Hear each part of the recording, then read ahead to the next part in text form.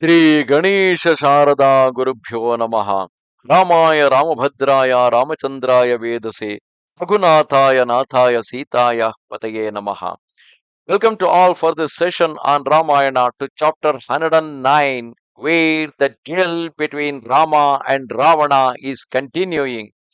Witnessing the combat between Rama and Ravana, all beings were struck with amazement, and those two warriors, assuming a dreadful aspect in the struggle, highly enraged, determined on mutual slaughter, and in their excellent cars, bore down on each other. Thereupon, their drivers, parading their skill as charioteers, advanced, circled, and maneuvered in various ways.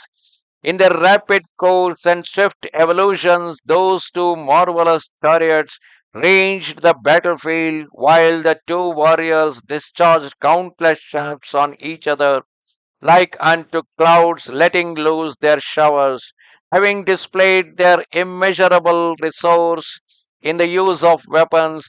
Those two champions halted face to face, chariot shaft to chariot shaft, their horses' heads touching, their standards intertwined. Then Rama loosed four sharp arrows, driving back Ravana's four spirited steeds, and he, furious on beholding them retreat, let fly his penetrating shafts on Raghava.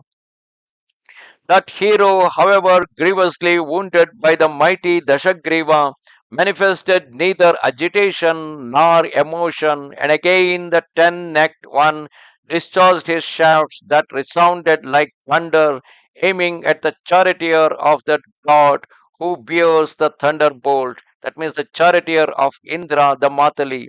And he struck Matali with his arrows with great force without being able to disturb him in any way or cause him to falter. Nevertheless, Raghava, indignant at the affront offered to Matali, more than if it had been directed at himself, with the aid of a succession of darts, decided to humble his adversary, and the valiant Raghava discharged 20, 30, 60, and thereafter hundreds and thousands of shafts on his rival's chariot. On his side, Ravana, the lord of the Titans, standing in his car, enraged, overwhelmed Rama with an avalanche of maces and clubs, and the struggle became more desperate, causing the hair to stand on end. At the sound of the maces, clubs, and axes, and the loosing of plumed arrows, the seven seas were agitated, and the tumult of the ocean sowed terror in the Danavas and Panagas in their thousands in the depths of hell.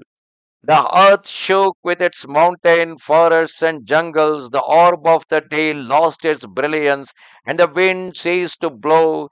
Devas, Gandharvas, Siddhas, and Paramarishis were wrought up with anxiety, as also the Kinnaras and great serpents. Many good fortune attend the cows and Brahmins. Many good fortune attend the cows and Brahmins. Here, Brahmins represent the people who are good, and the cows represents the animals who are good. May all the worlds endure forever. May Raghava emerge triumphant in his combat with Ravana and that king of titans.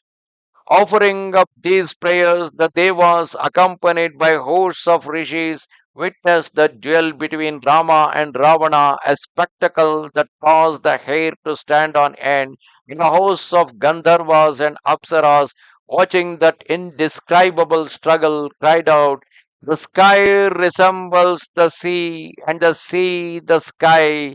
But the fight between Rama and Ravana resembles nothing but itself. Thus did they speak on beholding the combat between Rama and Ravana. In his rage, the long armed warrior, the increaser of the glory of Raghus, Rama placed an arrow like unto a venomous reptile on his bow and cut off one of the Ravana's heads. Whereupon that glorious head, adorned with sparkling earrings, rolled on the earth in the presence of the three worlds. Nevertheless, another, equal to the former, grew immediately, and Rama, with a steady hand, dexterously sundered the second head with his shafts.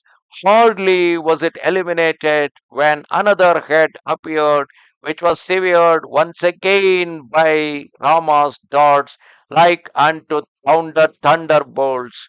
Thereafter he struck off 100 more, being unable to bring Ravana low, and that hero, conversant with every weapon, he, the increaser of Kausalya's delight, who had made use of innumerable missiles, reflected to himself, these are the shafts by the help of which I slew Maricha, Khara, and Dushana, as also Viradha in the Krauncha wood and Kavanda in the Dandaka forest.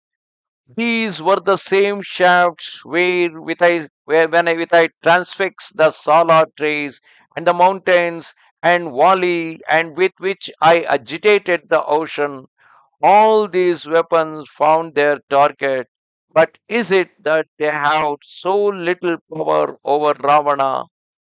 Absorbed through, though he was in his reflections, Raghava, without ceasing from action, let loose a shower of arrows on the breast of his adversary. On his side, Ravana, the lord of the Titans, standing in his chariot, enraged, overwhelmed Rama with an avalanche of maces and clubs.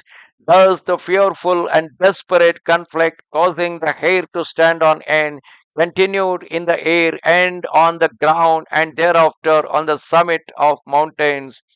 Devas, Danavas, Yakshas, Pishachas, Uragas, and Rakshasas watched the dreadful combat that lasted 7 days, and neither by night nor day for a single hour did Rama and Ravana cease from fighting, and the son of Dasharatha and the Indra of the Titans continued to struggle thus.